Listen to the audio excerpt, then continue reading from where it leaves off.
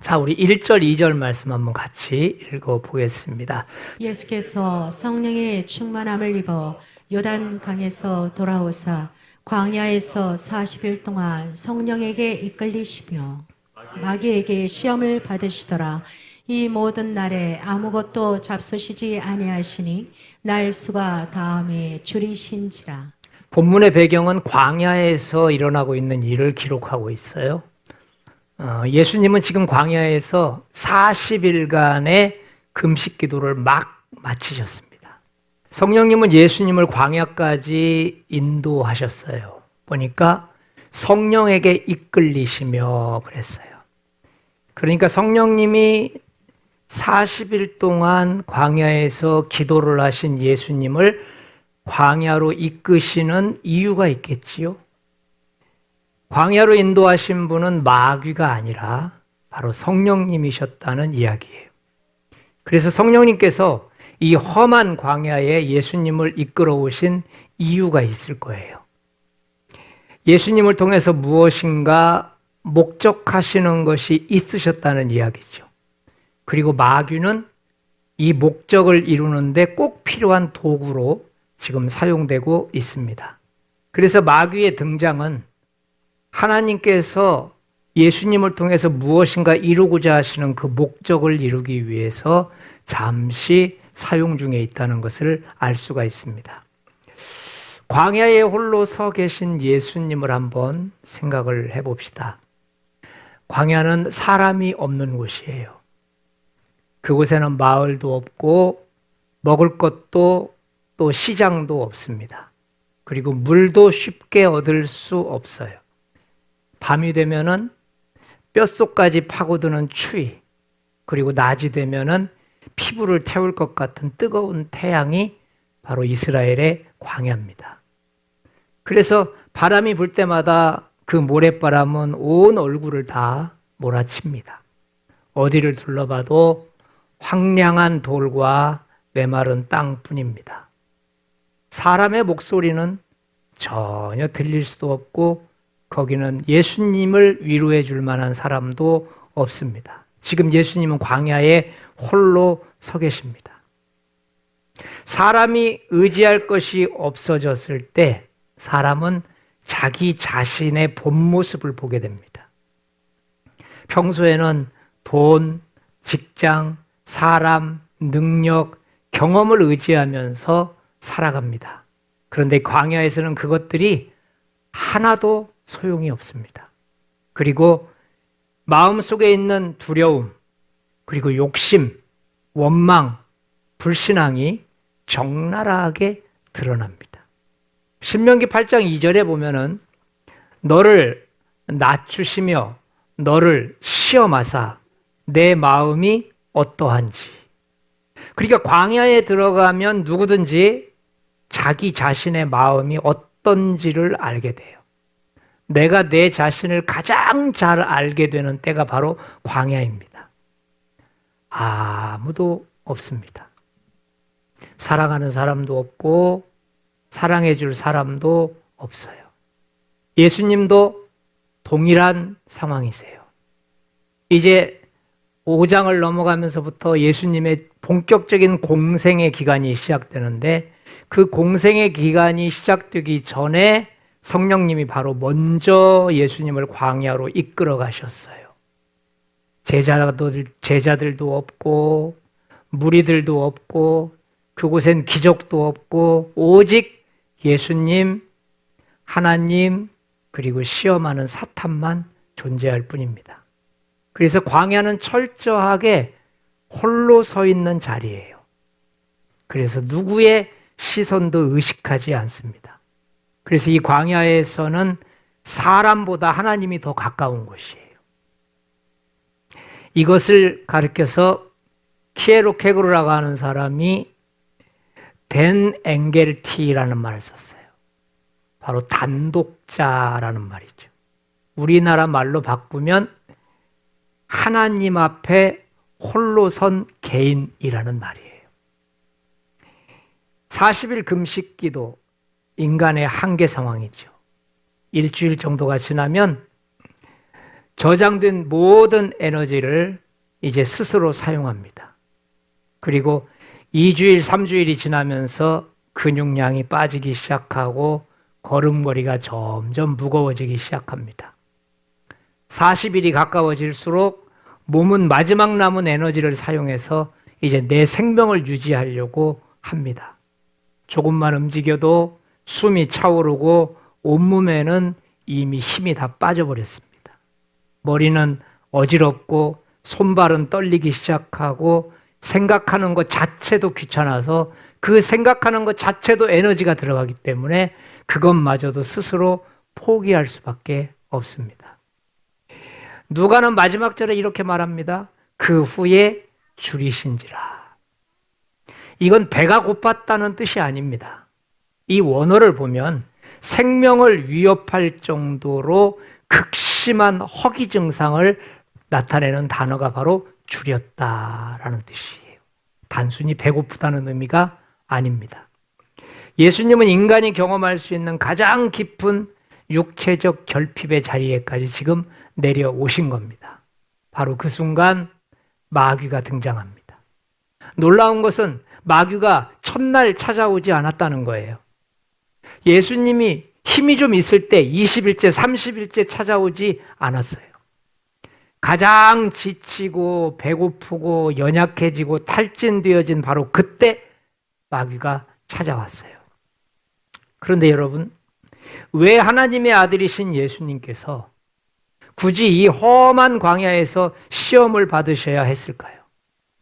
왜 하나님은 사역을 시작하시기도 전에 당신의 아들을 이렇게 철저히 고독 속에, 굶주림 속에다 밀어 넣으셨을까요?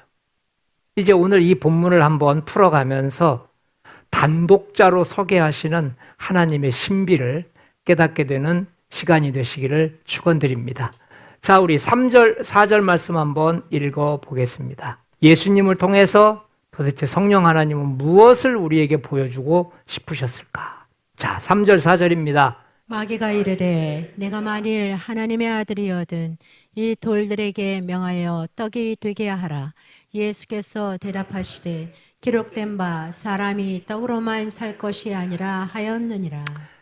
이 마귀의 시험을 통해서 성령님이 의도하시는 목적이 분명하게 나타납니다. 돌이 떡이 되게 하는 것보다 더 중요한 것이 있다는 것을 드러내고 계신 거예요. 마귀의 질문은 네가 하나님의 아들이라면 이 돌에게 명해서 떡이 되게 하라. 겉으로 보기는 음식 문제를 다루고 있는 것처럼 보이지만 본질을 조금만 더 들어가 보면 배고픔이 하나님의 말씀보다 우선할 수 있는가라는 질문입니다. 예수님은 이렇게 말씀하시잖아요. 사람이 떡으로만 살 것이 아니라. 이 한마디로 성령께서 광야로 인도하신 목적이 드러나요. 성령께서 지금 예수님을 통해서 드러내고 싶은 첫 번째 것은요, 말씀에 순종하는 아들을 드러내고 계신 거예요. 여러분, 첫 번째 아담은 풍성한 에덴 동산에서 먹을 것이 넘쳤지만 하나님 말씀보다 자신의 욕망을 선택했습니다. 이스라엘은 만나를 매일 공급받는 광야에서 원망하면서 하나님을 시험했습니다. 그런데 오늘 이 예수님은 아무것도 없는 광야에서 40일 금식으로 생명의 한계에 이르렀음에도 그분은 지금 말씀을 선택하고 계시다는 것을 보여주고 계신 거예요. 예수님은 실패한 아담이 이루지 못한 순종을 지금 이루고 계십니다. 실패한 이스라엘이 이루지 못한 믿음을 완성하고 계십니다. 이것이 성령께서 보여주고 싶으셨던 구속사를 이루실 승리자의 모습인 줄 믿습니다. 그래서 첫 번째 시험은 첫째 아담의 실패를 극복한 둘째 아담의 승리를 선언하고 계신 거예요. 광야는 이스라엘 백성들에게는 넘어지는 장소였어요. 그런데 예수님에게는 참된 하나님의 아들이심을 증명하는 무대가 되었습니다. 마귀는 예수님에게 배고픔을 보게 했고 떡을 보게 했는데 성령님은 예수님에게 광야에서도 승리할 수 있다는 순종의 모습을 보여주고 계시는 줄 믿습니다. 성령께서는 그 허기를 통해 말씀으로 사는 참된 하나님의 아들을 온 세상에 지금 드러내놓고 계시는 거예요. 그래서 이 첫 번째 시험의 승리는 돌이 떡이 되는 기적이 아니라 배고픔에도 불구하고 하나님 말씀을 선택한 순종의 기적을 보여주고 있다고 하는 것을 믿으시기 바랍니다. 여러분, 성령께서 광야에서 이루고자 하셨던 가장 크고 통쾌한 승리는 죽도록 배고파도 하나님의 말씀에 순종해야 된다고 하는 사실입니다. 장발장 아시죠?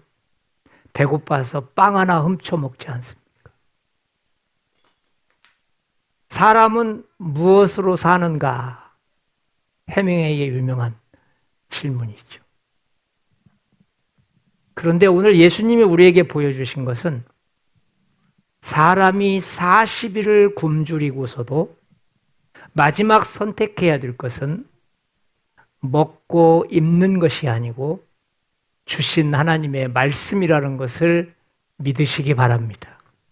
첫 번째 시험은 사람은 무엇으로 살아가야 하는가라는 질문에 대한 답입니다. 사탄은 돌이 떡이 되게 하라. 그런데 성령님은 예수님을 하나님 앞에 단독자로 세우셔서 인간의 생존보다 말씀을 선택하는 순종을 보여주고 계십니다. 배고픔은 인간에게 가장 기본적인 욕구입니다. 그 욕구 앞에서도 예수님은 자신의 능력이 아니라 하나님의 말씀을 선택하셨습니다. 성령님을 통해서 보여주고 싶으셨던 것은 예수님께서 말씀으로 사는 참된 하나님의 아들이신 것을 보여주고 계세요. 환경보다 하나님의 말씀을 신뢰하는 순종하는 아들의 모습을 보여주고 계세요. 육신의 갈급함보다 하나님의 뜻을 우선시하고 있는 아들의 모습을 보여주고 계십니다. 단독자이신 예수님께서 보여주신 첫 번째 열매는 어떤 환경 속에서도 어떤 육체의 갈급함보다 하나님의 말씀이 우선이라는 것을 보여주고 있는 시간인 줄 믿습니다. 사람은 무엇으로 사는가? 말씀으로 사는 것입니다. 오늘 이 말씀이 저와 여러분들에게 마지막 극한 상황에서 우리가 선택해야 될 것은 바로 그것이 아니라는 거예요. 저는 이 말씀을 준비하면서 다 주의 종을 향해서 하는 말이라는 것을 알 수 있었어요. 사람이 극해서 육신의 갈급함, 지금 당장 죽을 것 같은 기갈증, 그 상황에도 우리는 선택해야 될 것이 바로 그것이 아니고 하나님의 말씀이라는 것을 믿으시기 바랍니다. 오늘 여러분 어떤 상황이 오든지 우리가 선택해야 될 최선의 것은 말씀입니다. 만약에 말씀을 선택하셨다면 여러분들은 첫 번째 승리자의 모습입니다. 자, 우리 한번 5절부터 8절까지 한번 읽어보겠습니다. 마귀가 또 예수를 이끌고 올라가서 순식간에 천하 만국을 보이며 이르되 이 모든 권위와 그 영광을 내게 주리라. 이것은 내게 넘겨준 것이므로 내가 원하는 자에게 주노라. 그러므로 내가 만일 내게 절하면 다 내 것이 되리라. 예수께서 대답하여 이르시되 기록된 바 주 너의 하나님께 경배하고 다만 그를 섬기라 하였느니라. 마귀가 두 번째 단독자이신 예수님 앞에 주는 질문은 너는 권세와 영광을 얻는 길을 선택할 것이냐? 아니면 십자가의 길을 선택할 것이냐라는 거예요. 천하 만국을 다 보여주면서 권세와 영광도 함께 보여주면서 내게 절한다면 이 모든 것을 네게 주겠다. 다 주겠답니다. 겉으로는 권력의 유혹처럼 보이지만 본질은 그게 아니에요. 너는 고난 없이 왕이 될 것이냐? 아니면 아버지의 뜻을 따라 십자가를 통과할 것이냐라는 질문이에요. 메시아는 왕이 되셔야 합니다. 그런데 하나님의 계획은 십자가를 거친 후에 주어지는 영광의 길이었어요. 지금 마귀는 그 과정을 생략하라고 유혹하는 거예요. 신명기 6장 13절 말씀을 예수님이 인용하시죠. 주 너의 하나님께 경배하고 다만 그를 섬기라. 그러니까 성령님께서 이루고자 하시는 목적은 이 시험을 통해서 예수님이 하나님만 예배하는 참된 왕이심을 드러내고 계신 거예요. 세상의 권세보다 하나님을 선택하셨습니다. 영광보다도 순종의 길을 선택하셨어요. 고난이 없는 지름길보다 고난을 짊어지시는 하나님의 길을 선택하셨어요. 마귀는 유혹합니다. 십자가 없이도 왕관을 먼저 주겠다.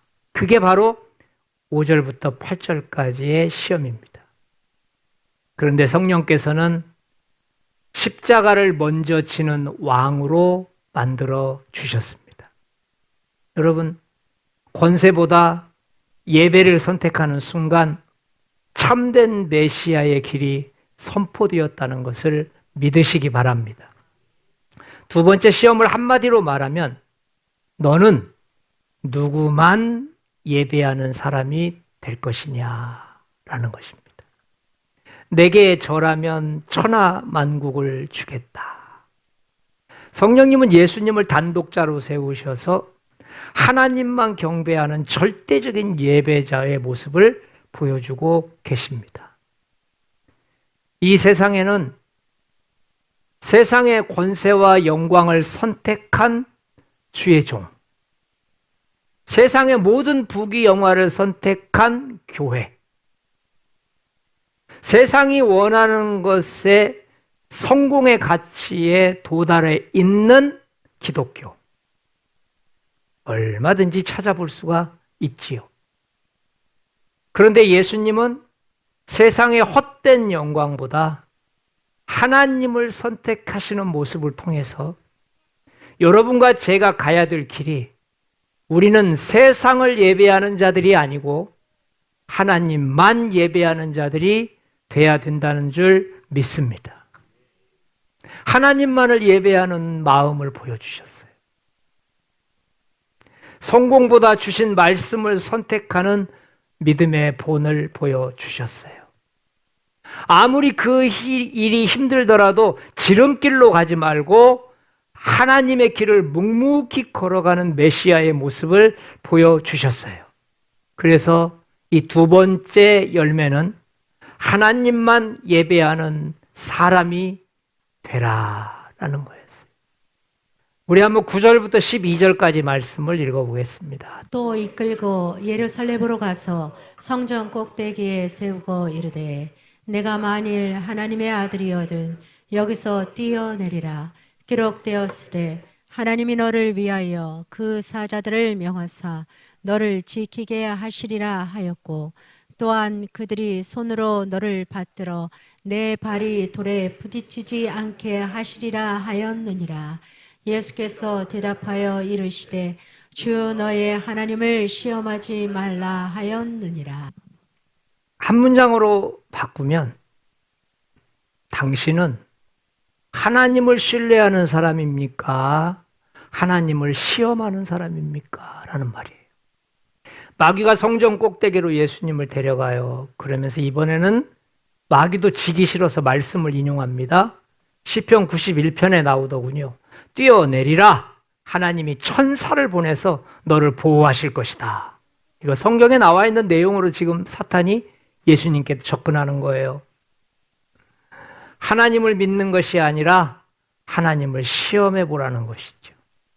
믿음은 하나님의 말씀에 순종하는 것이지만 시험은 하나님께 자신의 뜻을 증명하라고 요구하는 거예요. 우리들이 하나님에게서 우리 자신을 증명하려고 할 때 이미 우리는 하나님을 시험하고 있는 거예요. 내가 누구인지를 증명하고 내가 어떻게 살아왔는지를 내 자신의 의로움을 증명하기 시작할 때 이미 하나님은 시험받고 계신 거예요. 우리는 하나님 말씀에 순종하는 자들이 되어야 될 줄 믿습니다. 여러분, 나를 증명하려고 하는 것 자체가 하나님을 시험하는 거예요. 왜냐? 하나님 앞에서 의로운 자들은 없거든요. 예수님은 신명기 6장 16절 말씀을 또 그대로 인용하세요. 주 너의 하나님을 시험하지 말라. 성령께서 이 시험을 통해서 예수님이 끝까지 아버지를 신뢰하는 참된 아들의 모습을 드러내고 계시는 거예요. 하나님의 아들은 기적을 요구하지 않으셨습니다. 하나님의 아들은 하나님께 증명을 요구하지 않으셨어요. 하나님의 아들은 묵묵히 하나님의 뜻을 따랐을 뿐입니다. 마귀는 하나님을 시험하게 만들려 했지만 성령께서는 하나님을 끝까지 신뢰하는 아들로 만들고 계십니다. 저는 1절과 2절을 묵상하면서 굉장히 많은 시간을 멈춰 있었어요. 왜냐하면 1절과 2절을 가만히 보면 절대 같이 쓸 수 없는 단어가 나와요. 성령의 충만함을 입었다. 성령의 이끌림을 받으셨다라는 단어와 마귀가 시험을 시작했다라는 단어예요. 절대로 사용될 수 없는 단어 하나가 있는데 성령이란 단어와 사탄이란 단어입니다. 그런데 1절, 2절에서 성령의 충만함이란 단어, 성령으로 이끌림을 받았다는 단어와 마귀가 시험을 시작했다라는 말이 공존하면서 사용되고 있어요. 여러분, 왜 이렇게 드라마틱한 상황들을 만들어내실까? 우리는 욥기서를 통해서 하나님이 뻔히 보고 계시는데도 불구하고 사탄들이 욥을 시험하는 장면이 나와요. 그러니까 하나님께서는 뭔가 보여주고 싶을 때 그런 행동들을 하시는 거예요. 동방의 의인이고 이만한 사람을 내가 본 적이 없다라고 말씀하실 때 정말로 동방의 의인인 욥을 보여주고 싶으셨던 거예요. 정말로 흠이 없는 욥을 보여주고 싶으셨던 거예요. 누구에게? 성경의 독자들에게 말해요. 그래서 하나님이 보고 있는 앞에서 사탄이 역사하게끔 허락해 줍니다. 오늘 이 똑같은 모습의 그림이 성령의 충만함을 입으셨고 성령이 인도하심을 받았던 그 예수님 앞에 사탄이 보란듯이 까불고 있어요. 왜 그러실까요? 내 아들이 사탄인 너보다 단수가 낫지 않다는 거예요. 적어도 내가 이 땅의 구속의 문제, 죄사함의 문제, 십자가를 져야 될 하나님의 아들로 보낼 내 아들이라면 니까짓 거 얼마든지 시험해도 내 아들 넘어지지 않을 거 스스로 보증하면서 스스로 장담하시는 거예요. 그래서 성령님이 직접 예수님을 광야까지 이르도록 하시고 거기서 뒷짐을 지고 계신 거예요. 이제부터 광야에서는 사탄의 시간이에요. 여러분, 우리들은 사자굴에 내몰린 다니엘처럼 오늘 이 광야에 내몰린 예수님처럼 하나님이 두 손 두 발 다 뒤로 묶은 채 움직이지 않고 계시는 모습을 볼 때가 한두 번이 아니에요. 그럴 때마다 우리는 얼마나 눈물을 흘리면서 하나님 어디 계시느냐고, 왜 나에게 이런 어려운 문제가 닥쳤냐고, 왜 하필 나냐고라는 말을 수없이 합니다. 저도 마찬가지고 여러분들도 마찬가지지요. 그런데 오늘 이 시각으로 한번 생각을 해보시지요. 나는 김 목사 너를 믿고 있다는 겁니다.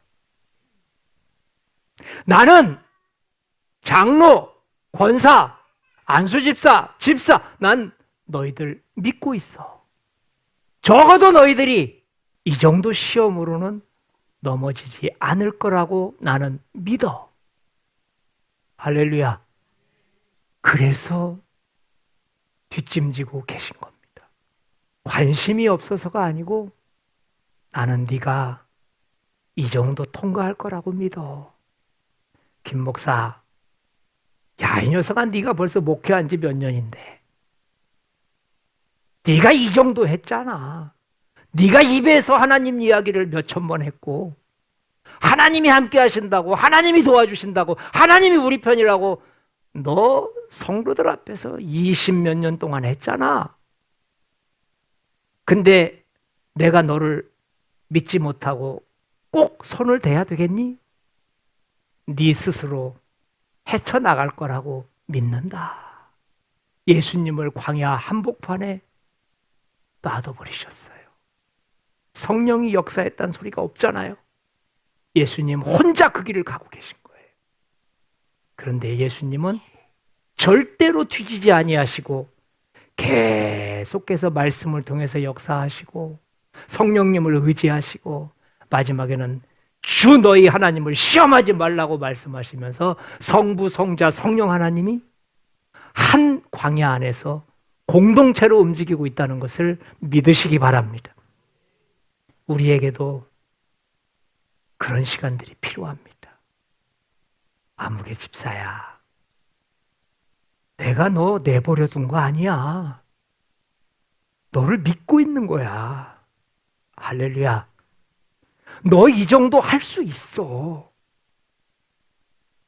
너 매주 내 앞에 나와서 드리는 그 고백, 그 정도 능력이면 충분히 광야에서 이 세 가지 시험 통과할 수 있어. 나는 너를 믿는다. 내가 굳이 손대지 않아도 네가 잘 해결할 거라는 거 나는 믿어. 여러분, 성령님은 단독자를 통해서 무엇을 얻으셨을까요? 극한 상황에서 말씀으로 살아가는 사람이 되도록 하시는 거예요. 하나님만 예배하는 사람이 되도록 하시는 거예요. 마지막 끝까지 하나님 의심하지 않고 시험하지 않고 신뢰하는 사람으로 살도록 하시는 거예요. 여러분과 저에게 단독자로서의 열매가 오늘 맺혀지는 시간 되시기를 축원드립니다. 우리 13절 말씀 한번 읽어봅시다. 마귀가 모든 시험을 다 한 후에 얼마 동안 떠나니라. 모든 시험을 다 한 후에, 여러분 몇 가지 시험이 아니었어요. 모든 시험이래요. 그러니까 마귀가 준비해 놓은 시험이 바닥이 난 거예요. 이제 더 이상 할 게 없어. 또 다시 재료를 모집해야 돼. 그날 한꺼번에 쏟아 부어서 다 끝내려고 했는데 이것도 통과하고 저것도 통과하고 다 통과해버리니까 이제 화살이 남아있지 않아. 마귀가 준비한 모든 시험이 다 끝났어요. 육체의 피로를 흔들어 보았어요. 세상의 권세로 한번 유혹해 봤어요. 하나님의 신뢰로 한번 흔들어 봤어요. 근데 한 번도 예수님이 부족한 모습이 보이지 않아요. 세 번 모두 하나님 말씀으로 응답하셨고 마귀는 더 이상 공격할 틈을 찾지 못하는 거예요. 그래서 마귀가 얼마 동안 떠나니라. 이 말은 마귀가 예수님을 굴복시켰더라 이런 말이 없지요? 오히려 예수님이 떠납니까? 마귀가 떠납니까? 마귀가 떠났어요. 다시 말해 패배한 군사가 전쟁터를 떠나는 모습과 같습니다. 마귀는 더 이상 예수님을 시험할 수가 없었어요. 묵묵히 말씀 앞에 순종하시는 예수님의 모습 앞에 어떤 전략도 통하지가 않았어요. 예수님은 광야에서 승인받는 시간이 되셨습니다. 여러분 누가복음 3장에는요 예수님이 세례 받으실 때 하나님께서 이렇게 말씀하세요. 22절에 보니까 너는 내 사랑하는 아들이라 내가 너를 기뻐하노라. 예수님 앞에 그렇게 칭찬하시고 나서 4장 오자마자 그냥 광야로 내보내신 거예요. 하나님의 말씀으로만 아들을 선언하지 않으셨어요. 실제 삶 속에서 내가 왜 이 아들을 사랑해야만 되는지, 그리고 내가 이 아들을 왜 기뻐하는지를 광야의 매몰찬 곳에서 예수님은 정확하게 증명해 버리신 사건이라는 것을 믿으시기 바랍니다. 광야는 예수님이 하나님의 아들이 되기 위한 시험장이 아니고 이미 그분은 하나님의 아들이었다는 것을 증명하는 시간이었어요. 우리들이 광야 속에서 그래야 됩니다. 너는 목사가 되어가는 과정이야 라는 걸 증명하는 시간이 아니고 봐, 얘는 원래부터 목사잖아. 너는 장로야. 나는 이 시험 이겨가지고 권사가 될래, 장로가 될래. 이 증명하는 시간이 아니고 그 광야 과정을 통과하면서 봐, 얘는 장로잖아. 얘는 안수집사잖아. 더 이상 얘 건드리지 마. 여러분, 되기 위한 시험장이 아니고 이미 된 것을 증명하는 시간 되시기를 축원드립니다. 광야는 더 이상 실패의 장소가 되어져서는 안 됩니다. 공인의 장소가 돼야 돼요. 광야에 통과할 때 이것이 실패의 장소가 아니고 오히려 모든 사람들 앞에서 이것이 하나님의 자녀가 가야 될 길이다라고 하는 것을 증명하는 장소로 여러분 광장이 되시기를 축원드립니다. 허락하신 새 땅에